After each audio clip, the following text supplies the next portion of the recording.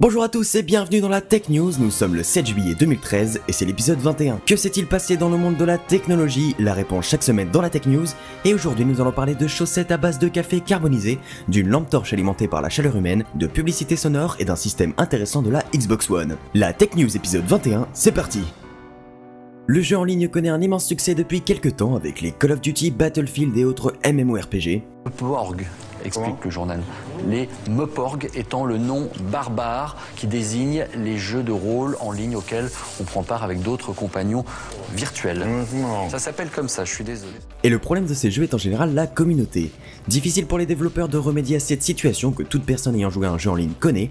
Vous savez quand vous venez de tuer le petit Kevin de 8 ans et qu'il vous insulte avec des mots que même vous ne connaissez pas. C'est un problème récurrent aussi bien pour les joueurs que pour les développeurs puisqu'il a tendance à détériorer le plaisir du jeu. Microsoft y a réfléchi pour sa nouvelle console, la Xbox One, et a peut-être trouvé la solution. Au final, Kinect va avoir une réelle utilité puisqu'il vous surveillera lorsque vous jouerez, il pourra donc détecter si vous insultez ou si au contraire vous êtes courtois. Si ce système est mis en place, tout le monde aura un score de réputation qui baissera si vous insultez ou encore si vous êtes signalé par les joueurs, et vous serez alors condamné à jouer avec des joueurs aussi sympathiques que vous. Je vous laisse imaginer le festival d'insultes. Mais rassurez-vous, si vous avez un ami Xbox Live qui passe son temps à insulter son monde, vous pourrez quand même jouer avec lui. De plus, certains événements communautaires permettront à votre ami de pardonner ses péchés. Espérons que ce système, s'il est mis en place, réussisse à faire régner la bonne humeur et la courtoisie sur le live.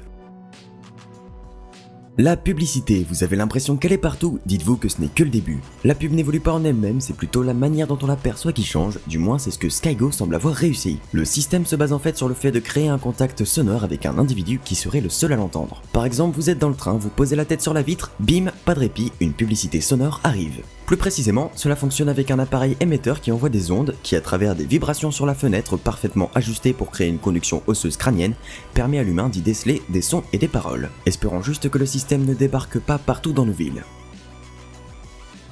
C'est l'été, vous partez en camping, vous avez tout, la tente, le sudoku, le papier toilette, la lampe torche, mais vous avez oublié de changer les piles. Et oui, ce cas de figure arrive souvent, mais grâce à Anne Makosinsk, vous n'aurez ni besoin de piles, ni de tourner une manivelle pendant des heures afin d'alimenter la lampe. Cette jeune fille de 15 ans a mis au point un prototype de lampe alimentée par la simple chaleur de l'homme. Anne a eu l'idée de jouer sur les différences de température entre la chaleur produite par la paume de la main d'un individu et l'air ambiant recueilli par un dissipateur de chaleur pour alimenter sa lampe.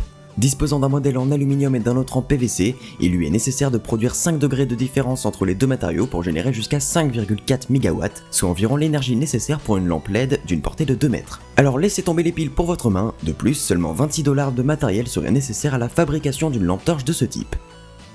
La chaleur humaine c'est bien, ça vous permet d'éclairer votre tente, mais tente plus chaleur humaine égale transpiration. Et là vous vous dites que vous n'auriez pas dû vous mettre dans la tente de tonton Gérard, ne vous inquiétez pas, j'ai la solution, du moins les ingénieurs pensent l'avoir. Fini les chaussettes blanches traditionnelles, place à l'Atlas. Ces chaussettes sont conçues à partir de coton, de polyester et de café carbonisé.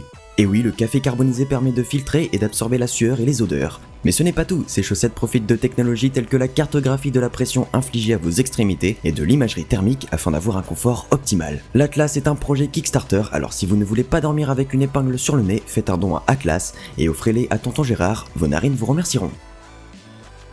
Toutes les semaines, je vous pose une question en rapport avec l'actualité, vous y répondez et je récolte vos avis. La question de la précédente Tech News était assez compliquée, nombreux d'entre vous n'ont pas su y répondre, je vous pardonne pour cette fois, mais rattrapez-vous cette semaine. Je la rappelle, que pensez-vous du cyborg végétal? Pour en savoir plus sur ce projet, je vous invite à cliquer sur la vignette qui s'affiche à l'écran, elle mettra la vidéo en pause et vous redirigera vers la Tech News numéro 20. 47% d'entre vous trouvent le cyborg végétal inutile, voire dangereux, 32% trouvent que c'est une bonne idée, et pour finir, 21% sont un peu entre les deux, ne savent pas trop quoi en penser. Personnellement, je suis assez mitigé. D'une part, je trouve que c'est une bonne idée, écologique. D'autre part, je ne me vois pas me balader avec plein de plantes à pattes qui courent partout. J'attends d'en savoir un peu plus sur ces plantes futuristes. D'ailleurs, en parlant de futuristes, une grande partie d'entre vous se sont crus dans un film de James Cameron, les cyborgs qui perdent la tête et qui ravagent la ville. Et quelque part, vous n'avez pas tort, c'est vrai qu'on n'est jamais à l'abri de bugs avec cette intelligence artificielle de plus en plus développée. Et comme le dit si bien Microbe, je ne suis pas pour les cyborgs à cause de Terminator. Merci à tous pour vos avis.